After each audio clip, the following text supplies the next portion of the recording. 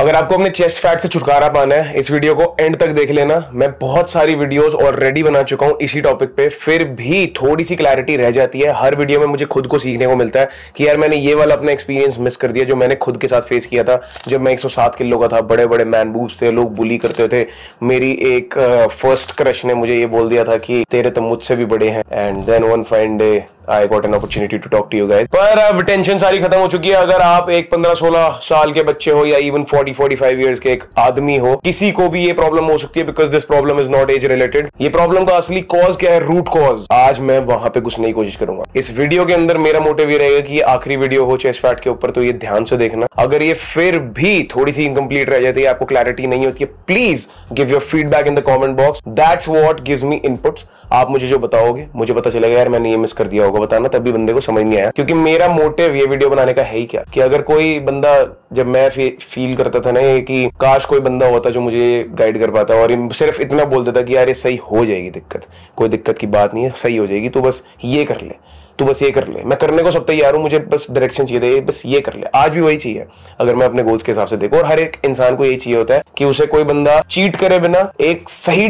राह दिखा दे, फिर बंदा अपने आप मोटिवेट हो जाता है एफर्ट्स डालने के लिए। And this comes from an experience of coaching over 5500 people all over the world. तो जो मैं आपको बोल रहा हूं ना, उसको ध्यान से सुनना। तो सबसे पहले तो मैं आपको थोड़ा प्रूफ ऑफ माई नॉलेज दे देता हूं। यहाँ पे मेरी ट्रांसफॉर्मेशन आ रही है, यहाँ पर मेरे कुछ क्लाइंट्स हैं जिनका मैन बूब रिडक्शन मैंने कराया स्पेसिफिकली, यस, जिनको मैंने ही ट्रांसफॉर्म किया है, टीम ETF ने ट्रांसफॉर्म किया है। And then we have a share doll in 90 days challenge, जो 90 डे फैट लॉस चैलेंज चल रहा है। What you can do is you can just click the link in the description box and enroll in the challenge. उस challenge की कुछ transformations आपकी screen पर आ रही होंगी। सो बेसिकली मैंने पहले लोगों को ट्रांसफॉर्म किया, अब मेरी एक पूरी कंपनी है, तो इस नॉलेज का कुछ तो फायदा होगा ना, क्योंकि इतने सारे लोग कैसे इसी सिस्टम पे रह के ट्रांसफॉर्म हो रहे हैं। So point number 1 is your estrogen management. अगर आपका बच्चा इस दिक्कत से जूझ रहा है और आप एक पेरेंट हो, तो आप तो उसे और बेटर गाइड कर सकते हो। क्योंकि मेरे पास बहुत बार ये पेरेंट्स भी आते हैं, which is a very good thing for me. Imagine नहीं कर सकती थी कि इतना पेट, इतनी टांग ऐसे। हाँ। मतलब मेरे को लगा कि ये मेरा हीरो बन गया। देखो अभी भी उनको रोना आ गया यार।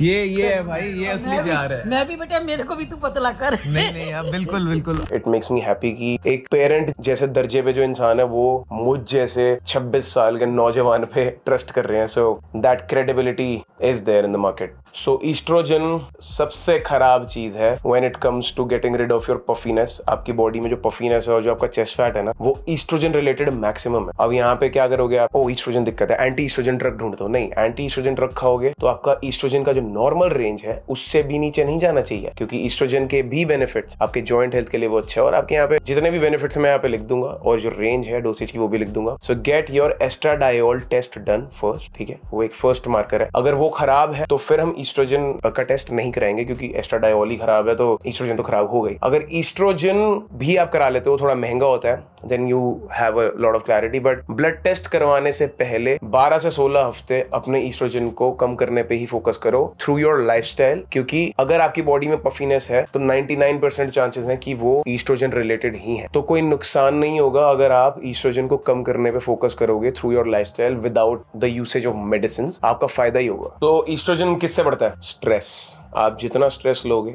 या फिर जितना स्ट्रेस इंड्यूस करोगे अपनी बॉडी में, किस किस चीजों से स्ट्रेस इंड्यूस होता है? मेंटल स्ट्रेस, फिजिकल स्ट्रेस, मतलब कि ज्यादा एक्सरसाइज और ज्यादा चलने फिरने से भी स्ट्रेस इंड्यूस होता है। तो आपको एक परफेक्ट ऑप्टिमल रेंज में ट्रेन करना है, ओवर ट्रेनिंग से नहीं आपने प्यार करना अभी फिलहाल, जब तक आप पफी हो, एंड वेल रेस्टेड रहना है। So number 3, bad sleep. ये 3 पिलर्स हैं भाई ईस्ट्रोजन को कम करने के। अगर इन 3 पिलर्स में से एक भी पिलर डामाडोल हुआ, आप पफी होगे ही होगे, गारंटीड होगे। हाँ, हो सकता है कि अभी आपके पास चॉइस हो कि एकांश सुन यार, I am a busy professional और मैं रात के 8 बजे घर आता हूँ और मुझे सुबह 7 बजे निकलना होता है घर से, और वाइंड डाउन करते हुए सोते हुए मुझे 12 बज जाते हैं। I only have 6 hours to sleep. अब इसके बीच में कैसे यार सोच लूं कि मेरे पफीनेस चली जाएगी, ना ही मुझे स्लीप मिल रही है अच्छे से। या तो मेरे पास एक ही ऑप्शन है कि मैं अपनी स्लीप को थोड़ा सा और एनहांस करूं और एक्सरसाइज बिल्कुल भी ना करूं, या फिर मैं एक्सरसाइज को इंट्रोड्यूस करूं, 5 बजे उठूं, but then instead of 6 hours I will only be sleeping 5 hours.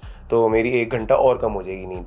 So what do I do? In that case, my friend, you have no option but to choose exercise. Yes. मेरा मतलब क्या है, आपके पास अगर option हो सो hierarchy समझो, सबसे important है एक्सरसाइज, सबसे important. If you want to change your body, if you want to get rid of puffiness, if you want to feel better, if you want to think better, so you have to move your body. तो exercise तो सबसे important है. आप सुबह 5 बजे उठो, 4:30 बजे उठो, I don't care, you are managing to get at least 4 hours of sleep, you good enough. क्योंकि हफ्ते में 2 दिन ऐसे तो आप निकाल ही लोगे. मैं रेस्ट डे ही दे दूंगा यार आपको. आई मीन आप खुद को भी दे सकते हो अपने वर्कआउट प्लान में, जहां पे आप एक्स्ट्रा सो के कॉम्पनसेट कर लो, या आपके वर्क से आपको थोड़ा जल्दी ब्रेक मिल जाए, व्हाटएवर इट इज. एक तो संडे ही होता है और एक दिन तो ऐसा निकाल ही लोगे जहां पे आप अपनी नींद को ओवर कॉम्पनसेट करके you will get recovered. Nothing to worry about that. वहां पे आपको अपने माइंडसेट को प्रैक्टिस करना है. So because what is happening over here, अगर even if you're coming at 9 in the night at your home, तो आपके पास still 2 घंटे हैं. आप 3 घंटे क्यों लेना चाहते हो? 12 बजे क्यों सोते हो? Wind down faster and we'll practice. Like कोई भी चीज आपसे नहीं हो रही तो baby steps लो. क्या आज मैं 11:45 पे सो जाऊंगा, आज मैं 11:44 पे सो जाऊंगा, 11:39 पे सो जाऊंगा. So whatever it is, उसके बारे में हम दूसरी वीडियो करेंगे. ये भी मैंने क्रैक कर लिया कि कैसे कैसे अचीव करना है. So अगर आपके पास स्लीप वर्सेस एक्सरसाइज का ऑप्शन हो, आई वुड से स्लीप को थोड़ा रिड्यूस करके एक्सरसाइज को इंट्रोड्यूस कर दो. अब उसके अंदर क्या कर सकते हो आपकी एक्सरसाइज को आप स्मार्टली ऐसे प्रोग्राम कर सकते हो कि वो आपका 30 से 40 मिनट के अंदर आपको स्टिमुलस दे दे, जो भी आपका चेस्ट फैट है. स्पेसिफिकली आपके चेस्ट फैट से रिलेटेड आपका वर्कआउट नहीं बनेगा. आपको इंटेंट रखना पड़ेगा अपने चेस्ट के वर्कआउट में, कैसे ट्रेन करना है, इंटेंसिटी को कैसे मैक्सिमाइज करना है, सुपर सेट्स लेने हैं, ड्रॉप सेट्स लेने हैं, आपको अपने रैप के ड्यूरेशन को बढ़ाना है. हर एक कॉन्ट्रैक्शन में ऊपर जाके आपको, like for example if you doing cross over, so you must know कि मेरे को हर एक कॉन्ट्रैक्शन में पेन फील करना है. और जो आखिरी के 2-3 रेप्स होंगे ना, वहां पे तो I am just grunting out of pain की और जब आप आखिरी रेप छोड़ोगे ना, तो आपको इतना पेन होना चाहिए कि जैसे आप छोड़ोगे तो आप वैसे हो जाओ. मेरे साथ क्या होता है कि जब मैं छोड़ देता हूं ना, मैं ऐसे हो जाता हूं कि मतलब तोड़ ही दूंगा कुछ, में इतना पेन हो रहा होता है. सो ये वाला इंटेंट होना चाहिए आपका चेस्ट वर्कआउट के लिए. अभी आपको लग रहा होगा कि ये क्या है, पागलपंतिया क्या कर रहा है, बट भाई अगर कुछ चेंज करना है ना, तो आपको पागलों की तरह फाड़ना पड़ेगा, कम टाइम के अंदर, ज्यादा टाइम के लिए नहीं. 3-3 घंटे तक फाड़ते रहोगे, रिकवर नहीं होगे, अगले दिन उठ नहीं पाओगे, बॉडी और ज्यादा स्ट्रेस में पानी होल्ड करके पफी हो जाओगे. And then bad lifestyle. एक तो स्ट्रेस से आपका एस्ट्रोजन बढ़ता है, देन बैड लाइफस्टाइल से आपका एस्ट्रोजन बढ़ता है, स्मोकिंग, दारू, if you are having junk food, outside food on a daily basis. तो जो मेरे पास गाइनो के क्लाइंट्स आते हैं ना, जो चेस्ट फैट के क्लाइंट्स आते हैं, मैं सबसे पहले उनका एक असेसमेंट फेस करता हूँ कि उनकी लाइफ में चल क्या रहा है. जब मुझे पता चल जाता है कि यार मेरे पास एक क्लाइंट आया, वो 15 सिगरेट फूकता है दिन की, तो पफी तो होगा ही. चाहे वो कितनी भी क्लीन डाइट खा ले, तो वो कितना भी सो ले, कितनी भी एक्सरसाइज कर ले, पफी तो वो होगा ही होगा, गारंटीड होगा. चाहे वो श्रेडेड भी हो जाए ना, वो 8% बॉडी फैट पे भी अपना मैक्स श्रेडेड नहीं दिख रहा होगा, थोड़ा बहुत पफीनेस होगी जो दुनिया को नहीं दिख रही होगी, उसको पता होगा कि उसके साथ क्या हो रहा है. तो उसमें मुझे क्या करना है, उसमें मुझे सबसे पहला फेज उसका ये चलाना है कि ठीक है, we gonna begin with the fat loss, we gonna begin with the process. धीरे धीरे तेरा जो ये 15-16 सिगरेट का सीन है, इसको हम कम करने की कोशिश करेंगे विद दीज स्ट्रैटेजीज. अब यहाँ पे मैं ऑल्टरनेट स्ट्रैटेजीज यूज करता हूँ. फॉर एग्जांपल, अगले 2 हफ्ते के लिए तेरा गोल है ब्रो कि तुझे पहले तो अपने ट्रिगर पॉइंट्स नोट डाउन करने हैं कि फॉर एग्जांपल तू सिगरेट किस किस टाइम पे उठा रहा है, किस रीजन की वजह से उठा रहा है. तूने मुझे वो लॉग देना है. लाइक फॉर एग्जांपल, दिन में तो 15-16 सिगरेट फूक रहा है, तो 15-16 रीजंस, गुड रीजंस होंगे कि जहां पे तेरे को बहुत जरूरत पड़ रही होगी. आउट ऑफ देम, लाइक 2 हफ्ते के अंदर पता चल जाता है कि 15-16 बारी में से सिर्फ 2 या 3 ऐसे इंसिडेंट्स थे जहां पे एक्चुअली में कुछ पॉइंट था कि यार मेंटल स्ट्रेस हो गया, या कुछ हो गया, या मुझे पॉटी नहीं आ रही थी, मुझे पॉटी करनी थी, कोई लेजिटिमेट रीजन था. बाकी के 10-12 टाइम तो इट वाज कि भाई मैं तो अनकॉन्शियसली ही अपनी जेब में से निकाल के फूक रहा हूँ, मुझे पता ही नहीं मैं क्यों फूक रहा हूँ. Like there is no reason, there is absolutely no reason. 1 घंटा काम किया, 5 मिनट सिगरेट फूकने जा रहा हूँ. मैं बातें कर रहा हूँ, किसी से बात करते करते कुछ है नहीं करने को, सिगरेट फूक रहा हूँ. I have to socialize bro, I have to talk to my boss, I need to light a cigarette bro. तो वहां पे मैं उसे ये बोलता हूँ कि अब अगले फेज के लिए जो अगले 2 हफ्ते हैं ना, उसके अंदर हम क्या करेंगे, जहां जहां पे हमें लेजिटिमेट रीजन दिख रहा होगा ना कि यार हमें वो तलब मच रही है, मैं नहीं कर पा रहा push, it's a give up moment, वहां पे मैं उठाऊंगा. तो इस फेज के अंदर क्या होता है, 2 हफ्ते के अंदर ऑटोमेटिकली 16 सिगरेट से वो 7 या 8 सिगरेट पे आ जाता है. क्योंकि जब वो फूक ही 2 से 3 बार रहा था लेजिटिमेटली, तो बाकी टाइम पे वो गिव अप कितनी बारी मार लेगा दिन में. तो उसने 4 से 5 बार गिव अप मारा, तो वही कैलकुलेशन 7-8 पे आ गई, 50% तो ऐसे ही रिड्यूस हो गई. Then the next phase comes in, जहां पे मैं ऑल्टरनेट कर देता हूँ कि चल ठीक है, अब हम 7-8 में मेंटेन करेंगे, और हम ना हफ्ते में 2 सोशल इवेंट्स रखेंगे जहां पे जाके हम शीशा हुक्का फूकेंगे. ठीक है, जिस दिन तू हुक्का फूकेगा, जिस दिन पे तेरे को पता है कि शाम को भाई चिल करने जाऊंगा, मजेदार हुक्का फूकूंगा वहां पे, उस दिन में तूने ये रूल बनाना है कि यार शाम तक का मेरे को वेट करना है, और आज मैं 2 सिगरेट से एक्सीड नहीं करूंगा, मतलब नहीं करूंगा. गिव अप भी हो गया, कोई दिक्कत नहीं, मुझे बता दियो बस. अब इस फेज में क्या होता है कि यार कहां से give up, but but I manage to get the cigarette count to 5 और 4, 8 नहीं करी क्योंकि एक्साइटमेंट थी एक कि मैंने शाम को तो जाना है, तो 2-3 घंटे तो मैंने हुक्का फूकना ही है, तो उस मोमेंट में तो सिगरेट आया नहीं, तो जो मैंने करना पूरे दिन में बस अपने आप को थोड़ा डिले करना। और कुछ क्लाइंट्स का तो यहीं तक सॉर्ट हो जाता है। मैं आपको एक्सट्रीम केसेस का बता रहा हूँ, कुछ क्लाइंट्स यहीं पे 0 पे आ जाते हैं, पर जो एक्सट्रीम केसेस हैं वो भी 50% और कम हो गया, 4-5 सिगरेट पे आ गए। सो बेसिकली यहाँ पे मैं इस चीज को रोकता हूँ। This is a part of my coaching. If you also want to get rid of any kind of addiction, so you can drop me a mail over here.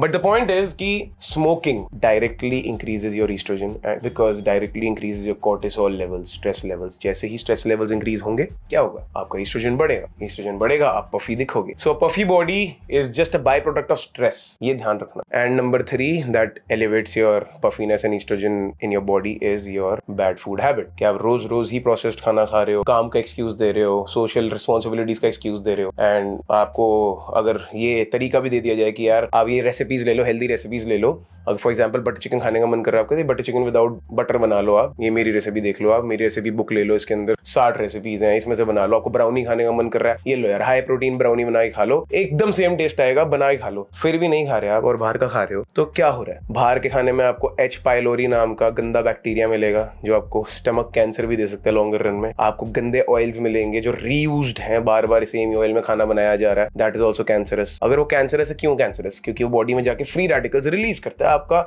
Oxidative stress बढ़ाता है। और मैंने एक वीडियो भी cover करी थी इस पे कि अगर आपका ऑक्सीडेटिव स्ट्रेस बढ़ा रहेगा तो आपका विसरल फैट, जो आपके ऑर्गन्स के अराउंड का फैट है, वो भी बढ़ेगा, और वो बढ़ेगा तो आपकी बॉडी का कोर्टिसोल तो परमानेंटली ऊपर चलेगा कि आपकी बॉडी पूरे टाइम स्ट्रेस में रहेगी, अपने आप से ही लड़ रही होगी उसको। It will need more effort to pump the blood. आपके हार्ट को ज्यादा मेहनत करनी है, आपके लिवर को ज्यादा मेहनत करनी है, आपकी किडनी को ज्यादा मेहनत करनी है, ओवरऑल आपके मेटाबॉलिज्म को और आपके डाइजेस्टिव सिस्टम को, आपके गट को, आपके दिमाग को, आपके हार्मोन्स को, सबको ज्यादा मेहनत करनी है उसी सेम रिजल्ट को हासिल करने के लिए। कि फॉर एग्जांपल आपकी बॉडी 300 नैनोग्राम पर डेसीलीटर का टेस्टोस्टेरोन बना रही थी, अब उसको ज्यादा मेहनत करनी पड़ेगी वही टेस्टोस्टेरोन बनाने के लिए। अगर आपकी बॉडी खाना इतना डाइजेस्ट कर पा रही थी, इतनी कैलोरीज, अब उसको ज्यादा मेहनत करनी पड़ेगी डाइजेस्ट करने के लिए। आपके इंटेस्टाइन्स को ज्यादा मेहनत करनी पड़ेगी, तभी तो आपको गैस क्यों होती है। आपका जो लार्ज इंटेस्टाइन है, जो कोलोन है, वहां पे कुछ ऐसी चीजें पड़ी हुई हैं डेली बेसिस पे जो बॉडी के साथ कंपैटिबल नहीं है और बॉडी को बहुत हार्ड टाइम फेस करना पड़ रहा है। अब वो डाइजेस्ट नहीं हो पा रही तो बॉडी क्या करती है, बॉडी अपनी गैसेस छोड़ना शुरू कर देती है ताकि वो उस चीज को डाइजेस्ट करके फाइनली बॉडी से बाहर निकाल पाए। अब आप डेली बेसिस पे उसको दिए जा रहे हो, बॉडी गैस मारी जा रही है, कोलोन